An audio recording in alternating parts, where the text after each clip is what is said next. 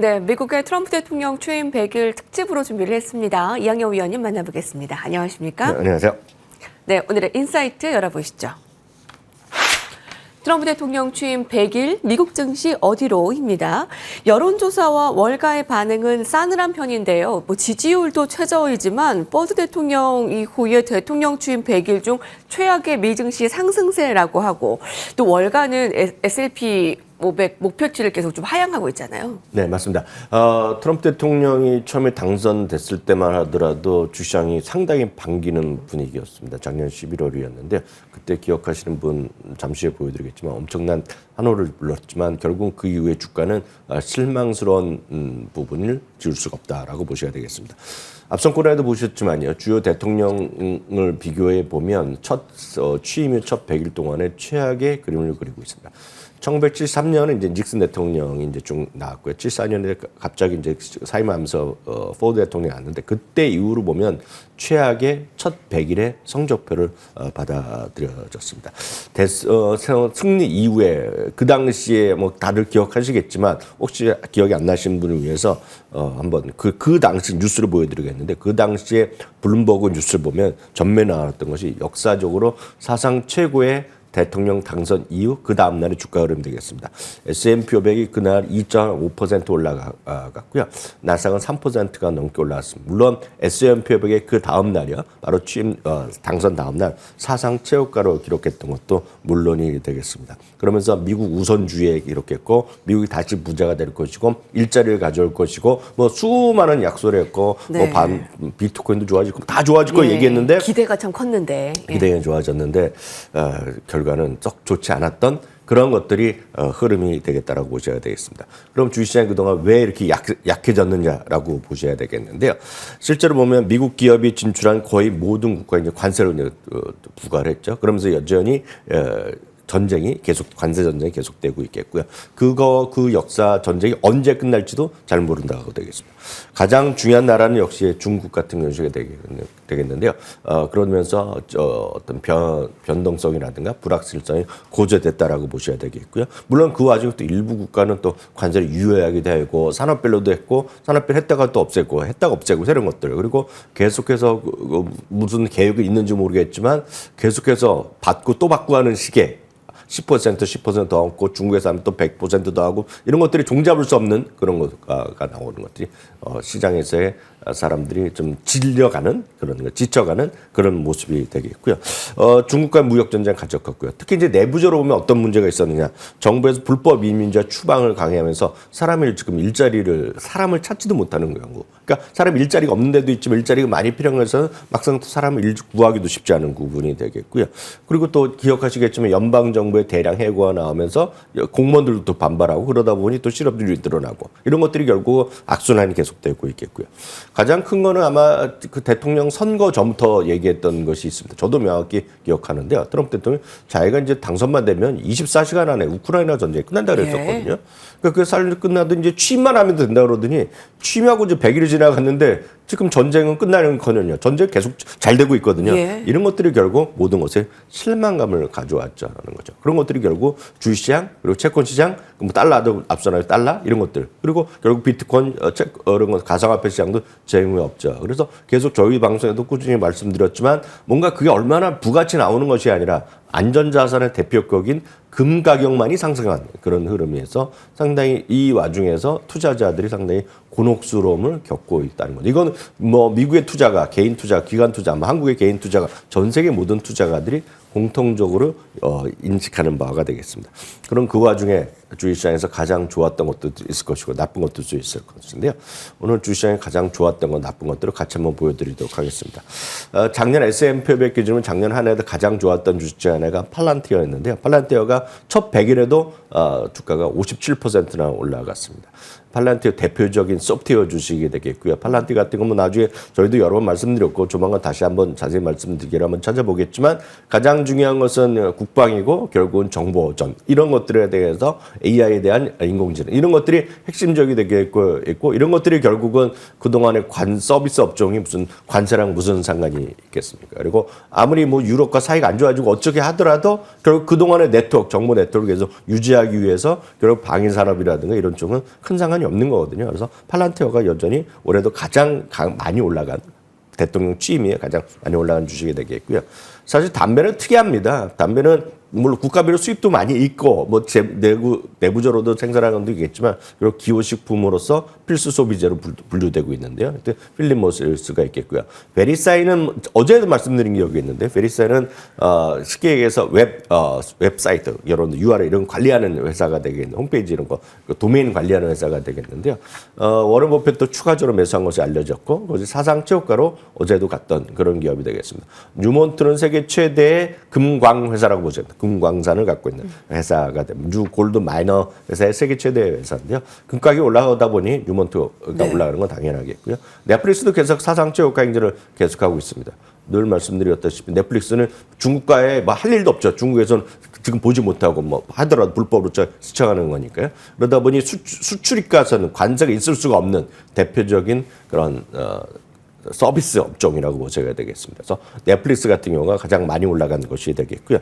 반면에 가장 많이 떨어진 것은 전적으로 수입에 의존하는 거죠. 늘 말씀드리지만 미국에서 운동화를 만든다는 건 상상도 못 하거든요. 그러니까 트럼프 대통령이 미국으로 공장 갖고 와라 하다 보니까 사람들 수많은 밈이나 영상 많이 보셨을 거 아닙니까? 미국 사람들이 냄새를 맡아가면서 신발을 만들고 있고 그런 거. 불가능한 얘기거든요. 그러다 보니 지금 올해 신발 관련 회사 작년에 최근 3년 동안 작년 말까지 이게 700%가 오른 주식이거든요. 예. 그러니까 호카로 기억하시면 되겠고요. 여러분 어그 슈즈가 되겠는데요. 그것이 올해는 또 많이 떨어졌고 대표적인 관세에 직격탄을 맞는 그런 기업이라고 되겠고요.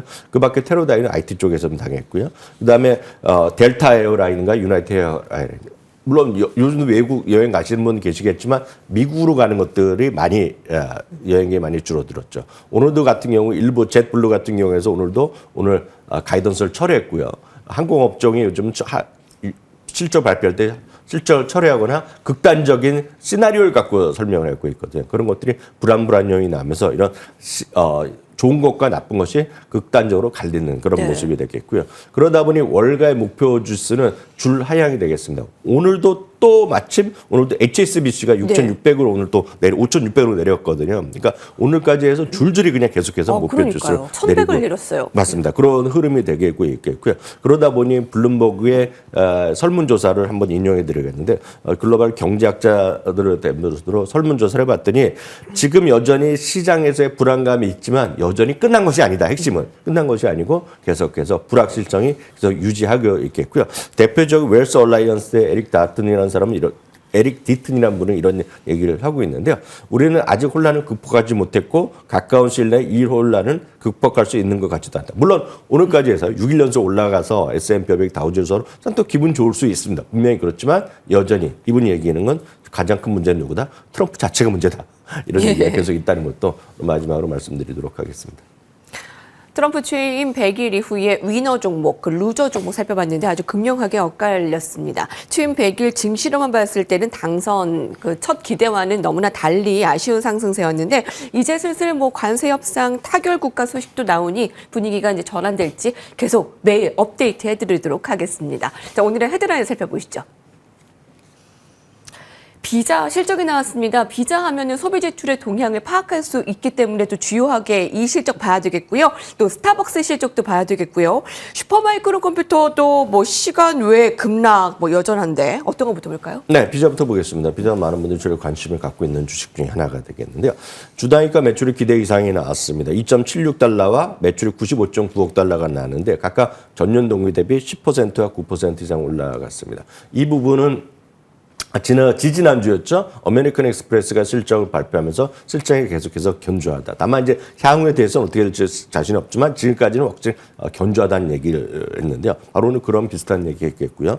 국경 간 거래가도 13%나 늘어났고 총 결제 규모도 화면에 보이는 규모인데요. 총 그러면 거래 규모도 9%나 늘어나면서 자신감이 여전히 필요했습니다. CEO는 다시 한번 자신감을 피력하고 있는데요.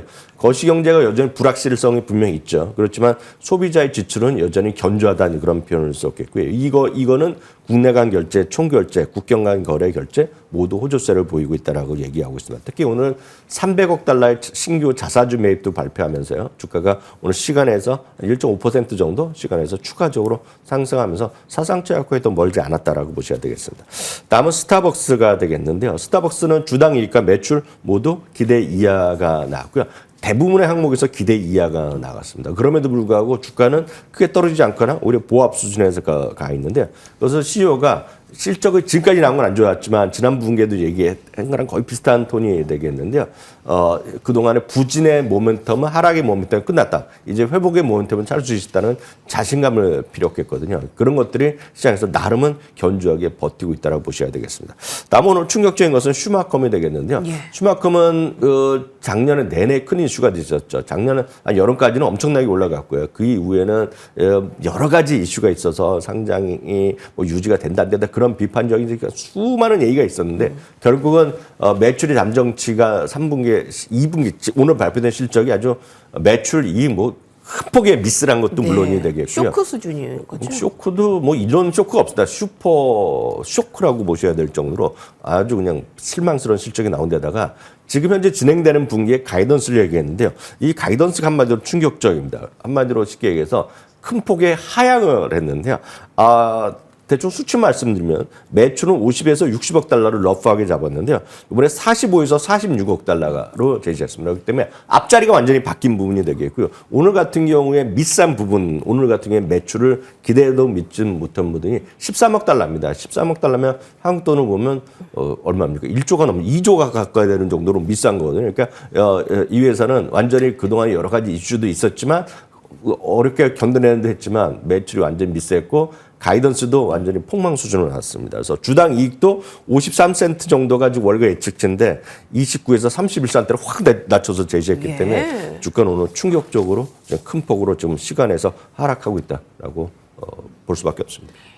실적 크게 미달 아쉽습니다. 뭐 슈퍼 쇼크라고 할 수 있는 슈퍼마이크로 컴퓨터 지금 시간 외에서 16% 지금 급락 함께 살펴봤습니다. 자, 다음 볼게요. CNBC입니다. 격동의 환경 속에 안전한避難처 UBS가 발표를 했는데요. 연례회의와 실적 발표를 앞두고 안전한避難처 이 종목을 지금이라도 매수하라. 그게 어떤 겁니까? 네, 대부분의 이제 그 기업들은 실적을 이제 평일날 발표하죠. 평일날 이제 월요일날이나 금요일날 오전까지 해서 실적 발표하는 것이 상례인데요. 매번 이제 토요일날 실적을 발표하는 기업이 있습니다. 이게 바로 워런 버핏의 벅스에서입니다. 마침 벅스에서의 주주총회 이번 주 말에 열리기 때문에 아마 많은 뉴스나 이런 것들이 주말을 지나고 내일 다음 주 월요일 날 되면 벅스에서 주요 언급 내용이 아마 저희 방송에서 준비해서 얘기해 드릴 텐데요. 한마디로 UBS는 격동의 환경 속에 안전한 피난처가 대표적인 것이 벅스에서이다 얘기를 했습니다. 저도 여러 차례 말씀드렸다시피 가장 퀄리티 있는 주식이면 틀림없다라고 말씀드렸는데요. 매수 의견을 재확인했습니다. 목표 주가를 557에서 606달러까지 올려놨고요. 상승 여력의 14%를 얘기하고 있습니다. 여러 가지 보유한 주식도 있지만 순수화 사업 쪽에서 보면 가장 대표적인 것이 보험이라든가 철도 그리고 자동차 판매업 이런 것들이 되겠는데요. 그중에 하나가 가이코라는 회사가 있습니다. 가이코가 미국의 1, 2위 하는 자동차 및 주택 손해보험 업체가 되겠습니다. 여러분들 이종호 야구나 이런 것 때 보면 항상 가이코가 많이 나올 텐데 그게 바로 우리나라를 보면 삼성화재 이런 급이라고 보시면 될 것 같습니다. 그래서 딱 그 가이코라는 회사가 되겠는데요. 최근 들어서 자동차값 올라가고 집값이 올라가고 보험료 올라간다 이런 말씀드렸는데 그거에 온전히 수익을 받는 회사가 있는데 이번에 가이코를 얘기하면서 이번에 수익이 생각보다 훨씬 좋다라고 얘기하고 있습니다. 참고로 이번 주주총회에는 아마 워렌 버핏이 참석하는 마지막 주총회일 가능성이 있다라고 얘기가 많이 나오고 있기 때문에 아마 많은 분들도 관심 갖고 보셔도 좋을 것 같습니다. 이항영 위원님과 함께했습니다. 감사합니다.